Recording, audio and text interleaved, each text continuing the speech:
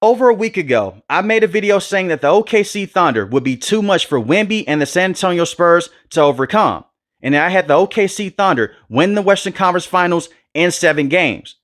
And the Spurs went down 3-2 in this series, and I felt very confident at that point in time that the Thunder would advance back to the NBA Finals in back-to-back years. But the Spurs proved me wrong. They won the last 2 games in this series, and they're advancing to the NBA Finals to face the New York Knicks this Wednesday. And shout out to Wemby and the Spurs fan base. They deserve this moment, and I'm happy to say that I was wrong. But this video is all about the OKC Thunder and where do they go from here. Now, this is not a video to just say, blow everything up, go out there and try to trade for Giannis, try to get Kawhi Leonard. They don't have to do that. They are still going to be one of the best teams in the NBA with the core that they have with SGA, J-Dub, AJ Mitchell coming off the bench. The same with Jared McCain, Alex Caruso, Cason Wallace. They have some great players on this roster. And in my opinion, they have the best general manager in basketball and Sam Presti. They're going to be okay. But this was a disappointing end for the Thunder. Going back to last year in the regular season, they were the best team all year long. They get to the NBA Finals and they defeat the Indiana Pacers in 7 games. They win their first championship. And it's more than just that. SGA solidified himself as being one of the best players in the NBA. To some, the best player in the association. He wins his first MVP. And this year, all the way through, even when they had those bad moments against the Spurs in the Western Conference Finals, it felt like this team had the best chance to win back-to-back championships since the Golden State Warriors. We haven't had a back-to-back champion since then. And that's when they had Kevin Durant, Stephen Curry, Draymond Green, and Klay Thompson. Had a super team. And what went wrong in this series against the San Antonio Spurs? I know that a lot of people, they have a lot of smoke for SGA right now. And we'll get into his inconsistent play in this series and really throughout this playoff cycle. But we have to start things off with Chet Holmgren. His max contract extension kicks in next season. It is worth up to $250 million. For a player in the regular season, he's awesome. Defensive Player of the Year finalist this time around. Very good defensive player. Offensively, he can be very inconsistent. But when you give a player a max contract extension, you want them to be one of the best players in the NBA on a regular basis. Offensively, Chet is not that. And it showed up in this series. He was so passive on the offensive end. Going back to game 1 against the Spurs, you're the home team here. You just swept the Los Angeles Lakers. You swept the Phoenix Suns in the first round. You have a lot of rest your way. The Spurs, they don't have that advantage. They went to game 6 with the Minnesota Timberwolves. That game goes into a double overtime.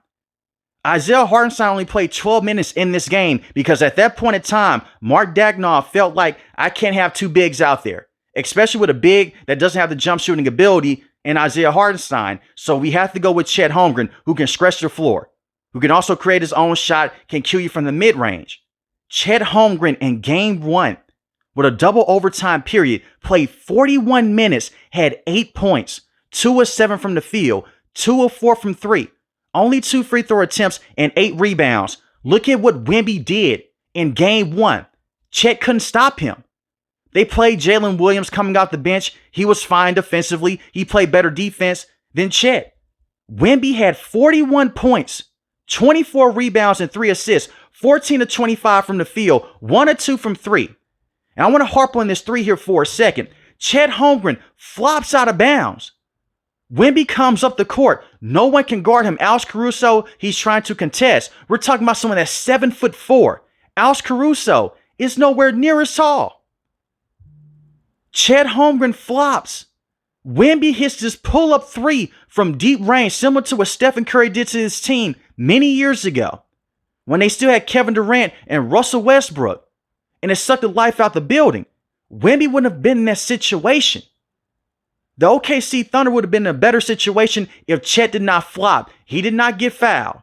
He flopped. He was looking for a call, and it cost him. And in double overtime, he was useless in the second overtime, and Wemby cooked him all the way through. Everyone was getting to the rim in that game. And that is when you want your max players to step up. And I know SGA did not perform very well in game 1. Trust me, we'll get into him in this game. But games like that, you have to step up and you have to prove your worth. And he just wasn't able to do it. All the way through this entire year, We have commentators like Reggie Miller. They'll come out and they'll say they're mirror images of each other when we talk about the Spurs roster and OKC's roster because they play tight defense. It's very old school. Early 2000s, late 90s, 80s, they play that physical brand of defense.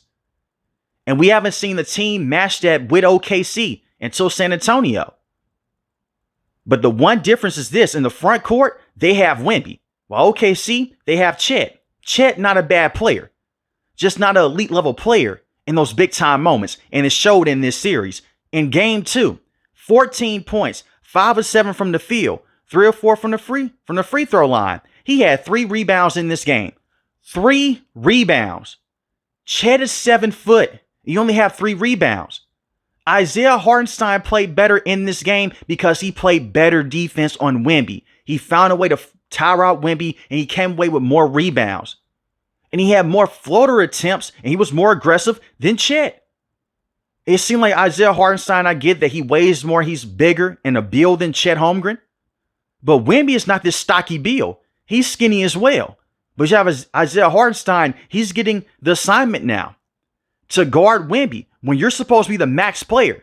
So all the people that are saying, well, they may have to retool this roster because the contracts coming up with J-Dub, SGA, and Chet Holmgren as the years go on is going to get uglier because of the first and the second apron. You can't move off Isaiah Hartenstein this offseason. You just can't because he's too valuable as a defender in the front court. When you talk about those physical guys like Joel Embiid, Anthony Davis, they can bully around Chet Holmgren. You're not going to bully around Isaiah Hartenstein as much. So in game 2, Wemby had 21 points and 17 rebounds, but it was hell because Isaiah Hartenstein is leaning on him, making sure that he's working for a shot, working him into position. He's not making his life easy. When he had Chet on him, he's just getting to his spots constantly over and over again, getting to the three-point line, working in the mid-range, finishing at the rim, dunking on Chet. And I know Isaiah Hartenstein had the bad clip. He gets dunked on by Stephon Castle. Look, it happens. But he was more valuable in this series than Chet Holmgren. In game 3, he had 10 points, 3 of 8 from the field. He did have 9 rebounds. Shout out to Chet for crashing the boards. And he did have a block. He was better in this game. In game 5, this was his best game. By far, he had 16 points. He set the tone in the first half. 11 rebounds. And he had a block. He did have 3 turnovers. But this was the best game for Chet. But once again, $250 million for a player that's going to only give you 16 points in his best game? And this is without J-Dub, by the way. J-Dub went down with that hamstring injury in game 2. So you're expecting for Chet to step up. You're not the third option scoring-wise anymore. You have to be that second guy to wake up and just be alive. Game 5, useless. 4 of 8 from the field, 10 points, 11 rebounds. Got bullied by Wemby once again. And the same with Luke Cornett, in this case, a backup center. He had more moments in this series than Chet did outside the one game. And in game 7, he plays 33 minutes, win or go home. Chet, what can you do for us? You have Reggie Miller in commentary saying, what is Chet doing? Chet, help us out. He had 4 points, 1 or 2 from the field. This is a max contract extension player, 1 or 2 from the field. Looking like Rudy Gobert. Not a single 3-point attempt. And he had 4 rebounds, 2 steals, and 2 blocks. Defensively, solid. But offensively, just hasn't kicked into that second gear. He reminds me so much of Evan Mobley with the Cleveland Cavaliers. And the reason why I'm so hard on these players like him and Evan Mobley, we have seen them have those takeover moments. But it's just not consistent enough. And right now with Chet Holmgren, I don't believe that he'll ever be that consistent offensive player that you're looking for to play alongside SGA. With the injuries that J-Dub has suffered over the last couple of years. This season and last season. But Chet Holmgren was useless in this series. Worthless. You can have all the smoke for SGA that you want. But the biggest disappointment in this series, starting wise for OKC, was easily Chet Holmgren. Got bullied defensively. Got bullied offensively by Wemby. Wemby owns him. He's a terrible matchup for Wemby. And we all know that Chet, he's not going to be a center. He's more of a power forward. But when you're paying someone $250 million, you want them to be the centerpiece of your front court. And right now, he's not that player. Now, when it comes to SGA, this was not a great series for Shai. Now, I want to say this right here. I like Shai's game. I know that's a controversial take right now because a lot of people, they say he's a foul baiter, but Shai has had so many big time moments in his career. Since he has been with the OKC Thunder, I have seen him have dominant, efficient games on the offensive end while only taking 5 free throw attempts in the game. I've seen him put up 40 points, just killing guys from mid-range, shooting the 3-ball, getting to the rim, getting you into foul trouble. And the reason why I'm not going to come on here and say that he's a foul baiter, he's a flopper, even though he does flop a lot, you have to blame the officiating for that. It's a rule in place for guys that flop a lot. It's happened with James Harden, Jalen Brunson, Trae Young, LeBron, Marcus Smart. Some referees will just pass it, they'll look at it and say, that's not a foul, let's just continue to play on. But Shai will manipulate the defenders into just being in the air, leaning to him, it's an and one. D-Wade did the same thing many years ago. So I'm not going to come in here and hate on SGA and say he's an ultimate foul baiter, he's a fake MVP. In my opinion, he deserved to win the league MVP in back-to-back years. And Wemby, if you gave him the MVP this year, wouldn't disagree with it. But Shai, great player, will not take that from him. Was very effective in the first round against the Phoenix Suns, but the Phoenix Suns, inferior competition. Going into round 2 against the Lakers, he wasn't the same Shai on a consistent basis, even though they swept the Lakers in 4 games. He was deferring to AJ Mitchell more because they would trap him, they'll double team him. And it was the first time in a very long time that we saw Shai have some questionable moments in the postseason. Even down the stretch, let's go with AJ Mitchell. Don't have a problem with it because Shai's becoming a playmaker here, playing very good defense. But it was something that the Spurs worked on. And I don't want this to just be a video to just seem like I'm dunking on the Spurs here. They played great defense in this series with Stephon Castle, Devin Vassell, De'Aaron Fox.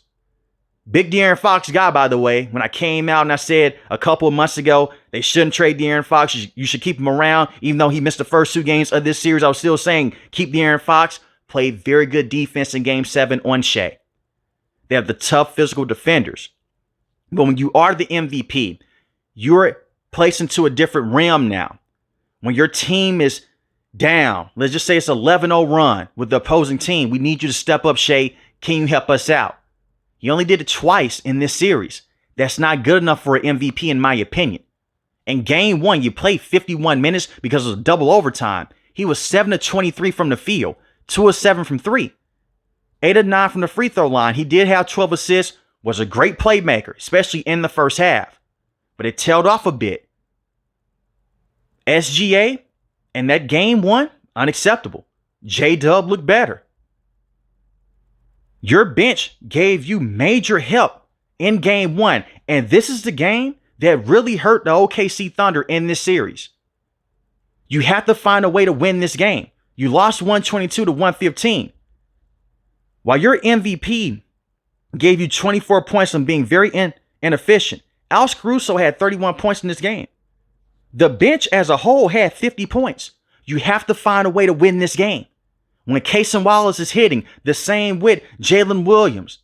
J-Dub is playing very well offensively. When those guys are giving you those moments, you have to find a way to close out the game. And unfortunately, SGA wasn't able to. Game 1 is on Chet Holmgren, and it's on SGA, and it's on the coach of the OKC Thunder and Mark Daigneault because you did not play Isaiah Hartenstein enough. You didn't even give him a look in the second half. In Game 1, didn't even want to play the man. Only 12 minutes. Unacceptable. And this is why every single game matters in the postseason, or you'll end up like the Cleveland Cavaliers. They say it's only 1 game. They got sent to Cancun real quick. You just can't give away these games here. And for a player of Shai's degree and where I hold him in the NBA, you need to have a better game, setting the tone in Game 1. He got outplayed by Wemby, and he was not the MVP in this series. And Game 2 performed better. This is the Shai that we know. 30 points, 12 of 24 from the field, 0 for 3 from 3. But we know this about Shai. He's not going to jack up a bunch of threes, not going to make a bunch of threes. That's not in his game. He's a mid-range killer, gets to the free throw line, and he only has 6 free throw attempts. So for all the people that are saying he's a foul baiter, he's a free throw merchant. Having 30 points on 6 free throw attempts, it's pretty solid. He had 9 assists, only 1 turnover. He had 4 turnovers in Game 1. But then he followed back the next game, 6 of 17 from the field, 26 points, 12 of 12 from the free throw line, 12 assists, only 2 turnovers. playmaking wise, looked better. But the scoring wasn't there with the efficiency. And I said this about Donovan Mitchell. You could put up 30 points, but if you're shooting 38% from the field or 40% from the field, that's not going to cut it. Not today's NBA. I'm sorry. You could put up 50 points. If you're shooting 40% from the field or lower in today's NBA, that's not a good look for any player. Just chunking up a bunch of shots hoping that they're going to go in. And that was the case here with Shai. Then the game after that, one of the worst games of his career, 6 of 15 from the field, 19 points, 7 of 7 at the free throw line, 7 assists, but he had 4 turnovers. Got outplayed by Stephon Castle and Devin Vassell once again. He did have 32 points in game 5, but he was 7 of 19 from the field, 6 of 17 at the free throw line. That's not a good look for Shai, and that's not a good game. Don't just look at the base numbers here. Let's dive deeper. Because he took a lot of contested shots in this matchup.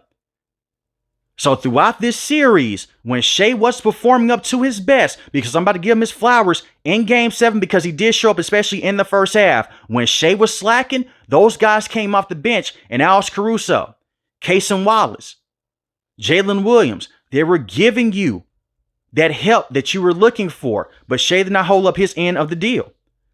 Game 1, I mentioned, OKC's bench had 50 points. Going back to game 2, Shai had 30 points, but they had 57 bench points. You have Jared McCain going out there in key games, looking like a superstar coming off the bench, which was a great trade for OKC Thunder, by the way. Philadelphia, I see why you got rid of everyone in the front office. That was a terrible trade for Philly. Going into game 3, the Spurs bench had 18 points. OKC's bench had 75 points. Jared McCain had 24 points in that game. So these are the games we're talking about here. So it's not one of those situations where SGA, he didn't have enough help.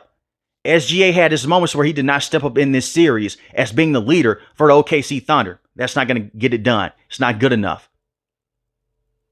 And I just can't place all the blame on Shai. But when you're the MVP, you have to step up to these moments. Same with Chet being a match player. In game 6, another bad game for Shai. 15 points, 6 to 18 from the field, 0 for 5 from 3. He was a minus 28 on the court. That was a game worse for both teams. And this is why you close out those type of games in game 1 and game 6, because it could come up, this can hurt you. But in game 7, shout out to Shai. 35 points, 12 of 21 from the field, 9 of 11 at the free throw line, had 9 assists and 2 steals, looked good defensively. He showed up in game 7. Unfortunately, Chet didn't. And that's one of the biggest reasons why you lost this series against the San Antonio Spurs. And if anyone's talking about trading a player this offseason, I don't see them trading anyone that's in the starting lineup, but I'll be on the phone right now about potentially trading Chet. Honestly. J-Dub, you can say, what about him? The problem with J-Dub, amazing player. And Shai's obviously not the same player when he's on the court with J-Dub. But J-Dub is tremendous defensively, a very good offensive player. But last year, he suffers a wrist injury, plays through it, has had the wrist surgery, missed majority of this season. Had a hamstring injury, suffered in the regular season. Comes out in the playoffs against the Phoenix Suns, looks good. Hamstring injury, doesn't play against the Los Angeles Lakers, you sweep them. Maybe playing him too much in game 1 hurt you because it was a double overtime game. Hurt that hamstring again in game 2. I believe that was a different hamstring this time around. He did try to come back and play in game 6, only 10 minutes, 1 point. Something has to give with J-Dub. I don't think that you should trade J-Dub, but I can see the reason why you would want to trade him this offseason. You can get a lot for J-Dub, but personally, I wouldn't trade him. He's a great counterpart to have alongside Shai and to have with Chet Holmgren in the front court. Just won a ring last year. And I don't believe in just blowing up teams because you lost in one season. You won a championship with this roster. Obviously, you can't keep the same team year in and year out. You had to retool and make some moves here and there. But with J-Dub, it's just the injuries. If he can stay fully healthy, he's one of the best players in the league. He's just always banged up. And I'll give him his credit. If he could play through injury, he'll do it. He did it last year.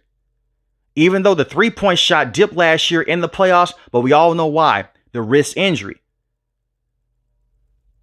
Cason Wallace, you have to keep him around. He's a great defensive player, amazing on the perimeter.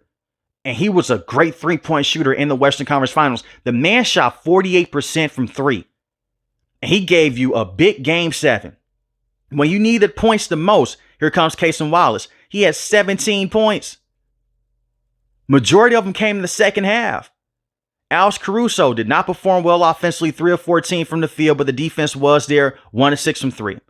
Jalen Williams, 11 points, 10 rebounds. He looked better than Chet, and he came off the bench. Maybe you should have gave him more minutes. He played 26 minutes. Jared McCain only had 12 points in this game, but I'm not going to jump on him too much because he was so impactful during this postseason run, especially early on throughout this series against the San Antonio Spurs. He's still a young player. You're going to keep him around. Lou Dort is a player that I can see them moving off of. Lou Dort shot terribly in this series against the San Antonio Spurs. And Lou Dort has always been an inconsistent three-point shooter. You will live with him shooting a three. Because particularly, he's not a good three-point shooter. I know in the regular season, he shot 34% from three, but he's not shooting 5 threes a game. Great defender.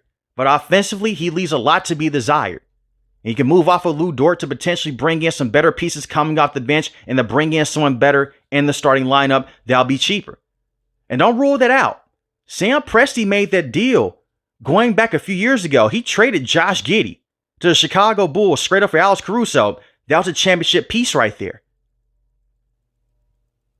But with the OKC Thunder, it was a three-point percentage, wasn't able to fall completely because the Spurs shot 43%. While you shot 34% from three, you cannot buy a rebound towards the end of this game. And the second chance points really hurt you, especially in the fourth quarter. And I want to say it again, shout out to the Spurs. I was wrong because I'm gonna get a whole bunch of comments in that video. You spoke too soon, you're wrong. I get it. Trust me, I do. But with the OKC Thunder here, they'll be fine. SGA is still a top player in the NBA. It's just the injury concerns with J-Dub moving forward. And if you're an OKC Thunder fan, you want to bring that up as an excuse, you can. With them not having J-Dub for majority of this series. And the same with AJ Mitchell. If AJ Mitchell doesn't go down with a calf injury, we may not even see Jared McCain play much in this series. AJ Mitchell was a baller against the Los Angeles Lakers, which also brings up the point to why you could potentially move on from J-Dub in the offseason because of how great AJ Mitchell played against the Los Angeles Lakers. But this NBA is completely different from the NBA that we've seen over the last 8 to 10 years. You need to have those depth pieces. You want to keep this entire roster around because Shea is going to have some bad moments in the postseason. It happens to the best of them. It happened to MJ, LeBron, Kobe, whoever you name. You're going to have some bad playoff games. But can the bench have your back? And they had us back throughout this series. But just in Game 7, it wasn't good enough. But if I'm going to put majority of the blame on one person here, it'll be Chet Holmgren, who was just completely worthless in this series. And he's not worth $250 million. I think the rookie max contract extension needs to be tweaked with certain players here. And the same with Evan Mobley. Just not worth being paid $250 million if you can't give a team over 20 points in a playoff game. He performed well against the Lakers. But it's the Lakers. They don't have a front court. They have DeAndre Ayton, who shouldn't even be in the NBA. And they have Jackson Hayes, who is a backup center. I expect for Chet Holmgren to be good against those players. I expect for him to perform against those players. But can you do that against elite level competition in the front court? Just wasn't the case. But let me know in the comment section below. How do you feel about the OKC Thunder? And who do you have win the NBA Finals? The New York Knicks or the San Antonio Spurs? New to the channel, hit the subscribe button, like the video, hit the like button. Most importantly, want each and every last one you guys to stay safe, stay positive. Thanks for the video, guys. God bless. Peace.